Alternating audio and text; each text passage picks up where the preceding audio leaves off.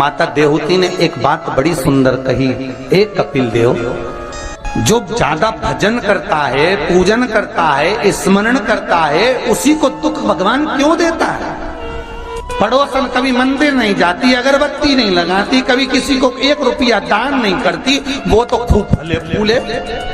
और हम तो सोमवार का व्रत करें, मंगलवार करें, एकादशी करें, द्वादशी करें, लोटा भर के पानी भी चढ़ाएं, तो भी दुख हमें क्यों मिलता है?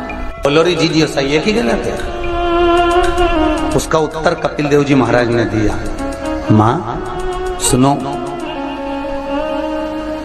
जिस प्रश्न को आपने मुझसे करा, यही प्रश्न देवऋषि नारद ने भगवान विष्णु से करा था। यही प्रश्न भगवान विष्णु से देवऋषि नारद ने करा कि जो मंदिर जाए, देवालय जाए, पूजन करे, अर्चना करे, पाठ करे, स्मरण करे, दुख उसी को क्यों मिलता है? और जो कभी मंदिर नहीं जाए, भगवान का भजन नहीं करे, उसके यहाँ तो 4 चांद लग जाते, खूब लक्ष्मी भगवान देता। नारद जी ने जैसे भगवान विष्णु से ये प्रश्न किया, तो भगवान विष्णु देवऋषि नारद से बोले, इसका उत्तर मैं बाद में दूंगा, पहले अपन दोनों ब्राह्मण के कपड़े पहनकर चल घूमने चलते। और देवऋषि नारद को ब्राह्मण के कपड़े पहना दिए, भगवान विष्णु ने ब्राह्मण के कपड़े पहन लिए, दोनों घूमने के लिए चल दिए। जाते जाते एक सेठ जी का दरवाजा मिला, एक बहुत बड़ा बंगला, बहुत बड़ा घर, और वहां जाकर भगवान विष्णु ने नारद जी से कहा, भूख लग रही है, कुछ मांग ले। सेठ जी क्या? नारद जी ने आवाज लगाई, भिक्षाम देही। सेठ जी निकल के बाहर आए, क्या है बाबा? हमें भूख लगी है, थोड़ा सा कुछ दे दीजिए। सेठ जी बोले, तेरा बाप रख के गया है, दे दीजिए। निकल यहां से बाहर। आ गए भिखारी, भीख मंगे, चल निकलो यहां से बाहर। नारद जी के तो कांटे से खून नहीं। नारद जी भगवान विष्णु को देख रहा है, भगवान विष्णु नारद को देख रहा है। विष्णु जी ने नारद जी का हाथ पकड़ा, लेकर चल दिए वापस। नारद जी बोले, सेठ जी ने इतना अपमान करा, तुमने कुछ बोला नहीं? भगवान विष्णु ने दोनों हाथ उठाकर कहा, जा, तेरे यहाँ 4 चौगुना धन बढ़ जाए, तेरी दौलत और बढ़े, संपदा और बढ़े, तेरे पास में लक्ष्मी और बढ़े। नारद जी चले, भगवान विष्णु का हाथ पकड़ के बोले, ये कहाँ की रीति है? उसने धक्के मारकर निकाला, गाली दे के निकाला, बाप तक पहुंच गया, और तुम उससे कह रहे हो कि तेरी लक्ष्मी बढ़ जाए। नारद जी, भगवान विष्णु बोले, मेरा मन, चल तू तो आगे चल।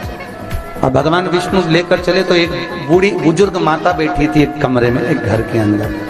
उस बुजुर्ग को देख भगवान विष्णु ने कहा, नारद अब इसके यहाँ चलते चलते। जाकर आवाज लगाई, माता जी भिक्षाम देही, हमें भूख लग रही है माता जी, कुछ दे दीजिए। माता जी बोली, देखो बाबा, मेरे घर में खाने का तो कुछ भी नहीं है, बस एक गाय है, उस गाय की मैं सेवा करती हूँ, दूध मिलता है, वही दूध रखा हुआ है, तुम दोनों अंदर आ जाओ। और 2 आसन लगा दिए माता जी ने, दोनों को बिठा दिया। माता जी दोनों के लिए दूध लेकर आई, दे दिया। भगवान विष्णु और नारद चले। नारद जी बोले, कितनी अच्छी माता है, बिठा के दूध पिलाया, पानी पिलाया, और बस सेठ जी ने धक्के मारकर निकाल दिया। भगवान आशीर्वाद दो इस बूढ़ी माता को। भगवान विष्णु ने दोनों हाथ उठाकर कहा, जा, तेरी गाय मर जाए। अब तो और कांटे से खून नहीं। भगवान देवऋषि नारद ने कहा, प्रभु तुम्हारा ये स्वरूप मुझे बहुत बुरा लगा। भगवान ने कहा, कौन सा स्वरूप? वो सेठ जी ने धक्के मारकर निकाला था, कहते हैं और लक्ष्मी बढ़े, और वो बेचारी गाय का दूध पिलाई और तुम कहते उसकी गाय मर जाए। हाँ। भगवान बोले, मेरा मन, तो तुमने ऐसा क्यों करा?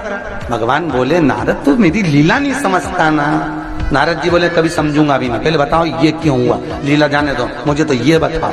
भगवान ने कहा, नारद बात इतनी सी है, वो बूढ़ी माता मेरा भजन करती है, दिन भर मेरा नाम लेती है, वो मरेगी, उसके घर में एक गाय है, उसमें उसका दिल बहुत लगा हुआ है, उसकी सेवा करती है, मरेगी, मरते समय विचार करेगी कि मेरे मरने के बाद मेरी गाय का क्या होगा।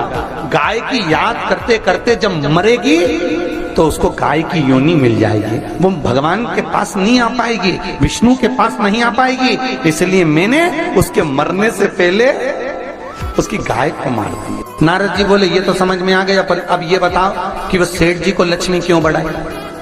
भगवान बोले, नारद उसको धन से बहुत प्रेम है, मैंने लक्ष्मी इसलिए बढ़ाने का आशीर्वाद दिया कि वो लक्ष्मी को जोड़ जोड़ के इकट्ठा कर कर कर जब मरेगा, वो लक्ष्मी और पैसे के चक्कर में जब मरेगा तो आखिरी में मरकर सांप बनकर उसी दौलत पे बैठा रहेगा।